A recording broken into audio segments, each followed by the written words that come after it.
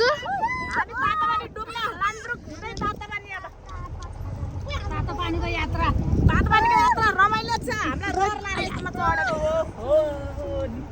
राम राम राम राम हल्लियो ओ बा घन्टी त होइन के रे बजेको घन्टी त होइन बजेको ए बा हल्लियो ए बा